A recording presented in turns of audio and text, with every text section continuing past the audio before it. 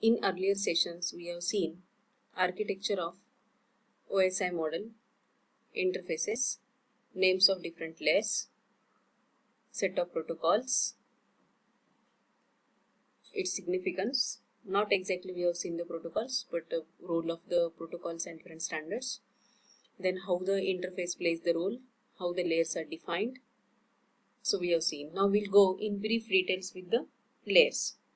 So starting with the first layer. So first layer is the physical layer.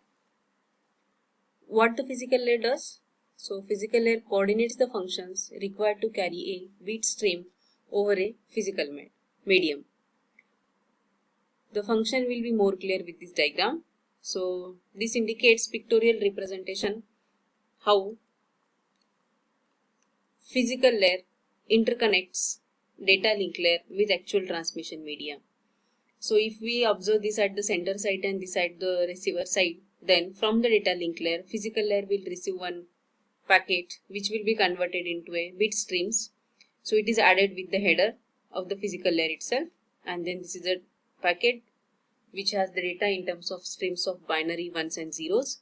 Then based upon the transmission medium, maybe wired wireless media, that is directly communication is there from the layer 1 at the sender side to the layer 1 of the receiver side, and then bit streams along with the header, it is forwarded ahead to the upper next layer to the data link layer.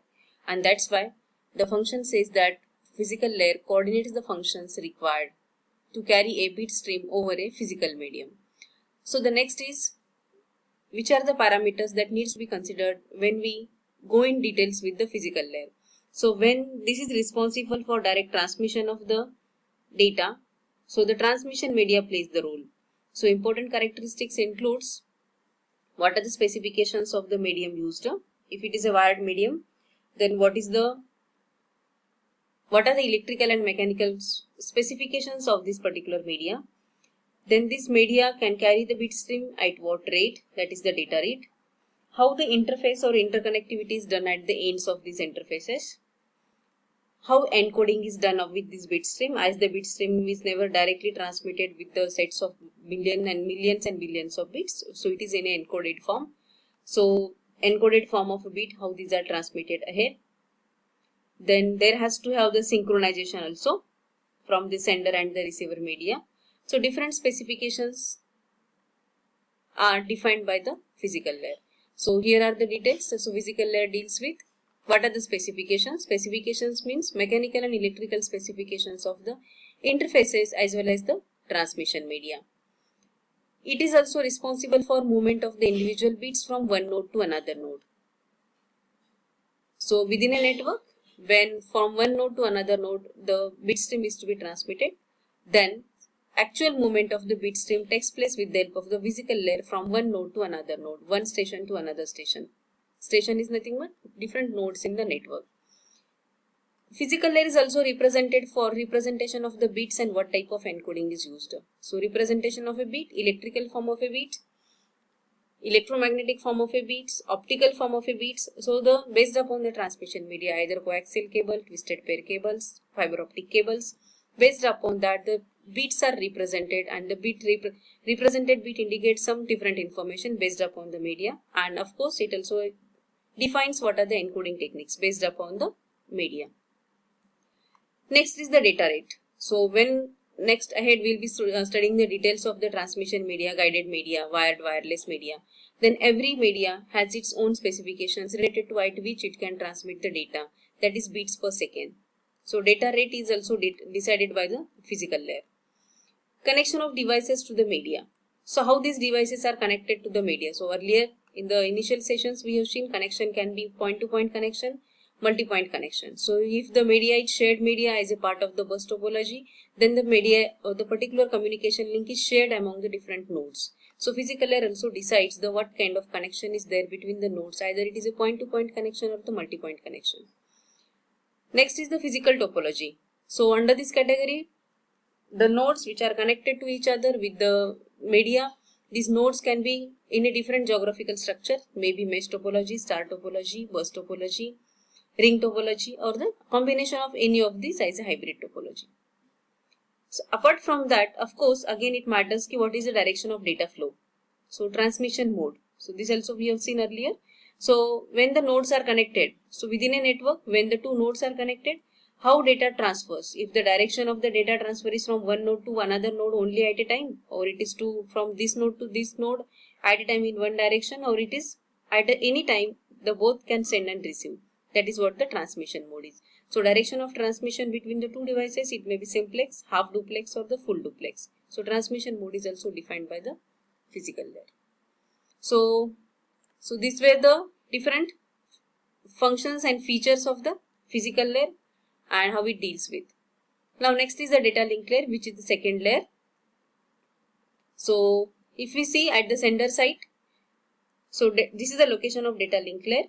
To the lower layer to the data link layer is the physical layer, which is the first layer. Data link layer is the second layer, and third layer is the network layer. So this is the connectivity between the network layer and the physical layer. So if we see at the receiver side, the same diagram can be drawn like this. From physical layer, it transmits the received bit stream to the data link layer. Data link layer combines them in a form of a frames, and then it is forwarded ahead to the network layer. So now let us see in detail what are the functions of a data link layer.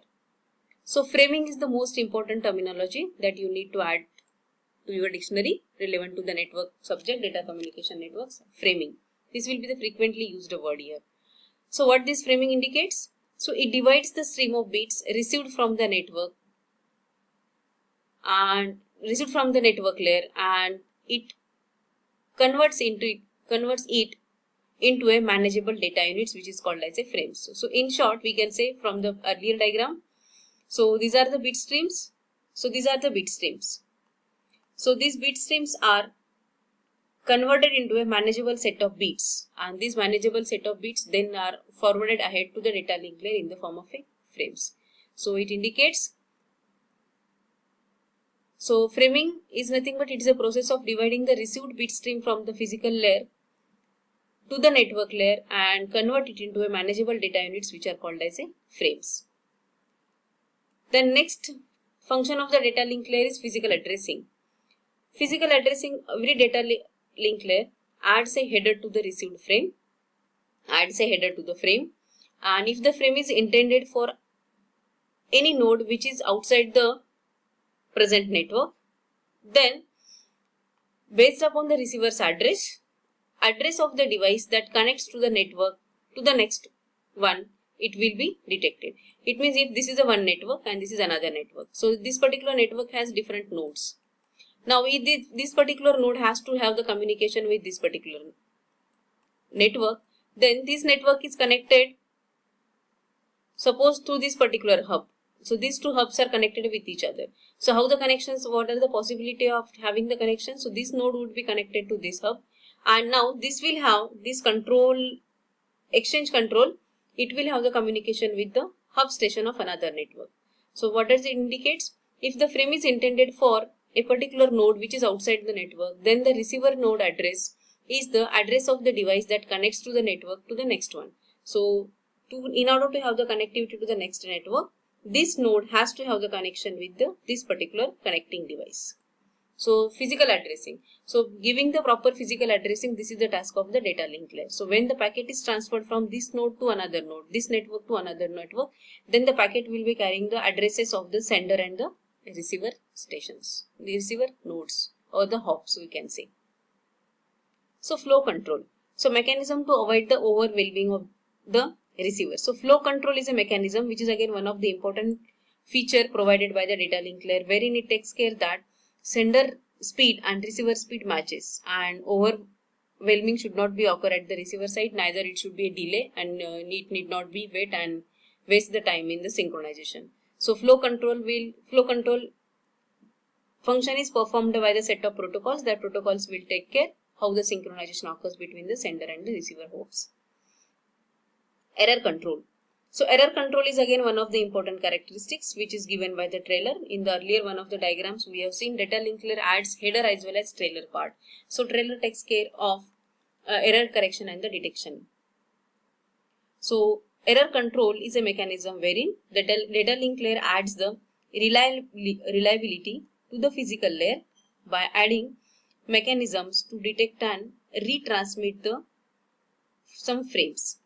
So from the physical layer, if it receives the different frames, and while receiving the frames, if some frames are lost, if some frames are damaged, or there may be duplication of frames because of the delayed acknowledgement or some other reasons for that matter, frames and duplicate frames. So this will be controlled by the error control. This is also important function of the data link layer. Then again, one more important characteristic of the feature is the access control. So what does it mean, the access control? Access control is nothing but if there is a commonly shared communication link and this same link, this is used by different nodes. So who will have at a time the control over this particular shared medium? That is decided by the access control protocol. So if this is in shared, it means multiple nodes can use the same communication link, but at a time everyone cannot use, and that's why to decide the sequence, so access control protocol is required, and that is provided at the data link layer. So data link layer protocols determines which device has control over the link at any instant of a time. So this diagram indicates hop to hop, that is node to node delivery.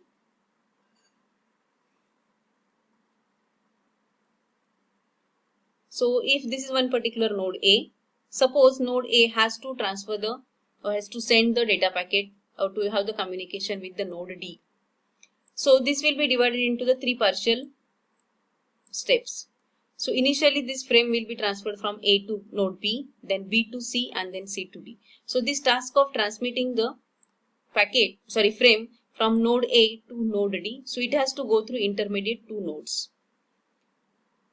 So, and this is intermediate transmission of the frames from this node to this node, this node to this node. So it can be called as a hop to hop delivery. So these hops are nothing but different nodes.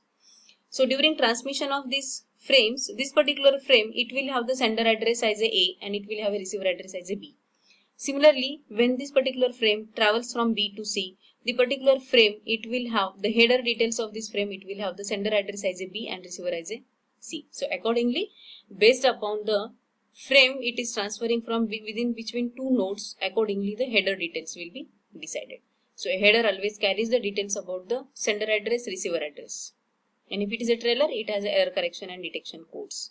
So this is what indicated in the diagram. Similarly, if a node has to have the communication with F, it has to go through the three partial segments, A to B, B to E, and E to F. So that is what the hop to hop or the node to node delivery, how it is done with the help of the data link layer. So whenever the data link layer comes in picture, by default physical layer also comes in picture. So that is why it is shown here. Data link to physical layer, then again back physical to data link layer. Sender, receiver. Then next time this becomes sender, this as a receiver. Sender and this as a receiver. That is what the details given by this diagram. So these are the few points. Just now we have seen the data link layer is responsible for moving the frames from one hop to another hop. Communication at the data link layer occurs between the two adjacent nodes. Yes, it cannot skip intermediate nodes and go directly, and that's why when the frame has to move from A to F, three partial deliveries are made. So frames exchanged between the three nodes have different values in the header. That also I explained just right now. So the trailers can also be different if error checking includes the header of the frame. Yes, trailer has the details about when the frame is moving from C to D. The particular frame, it will have header as well as trailer. So trailer will take care of the error correction detection. So as the frame has some different details about the header, again the trailer contents also can be different. So frame exchanged between the three nodes have different values in the header as well as it may have the different contents in the trailer. So in the next session, we'll go with the details of the network.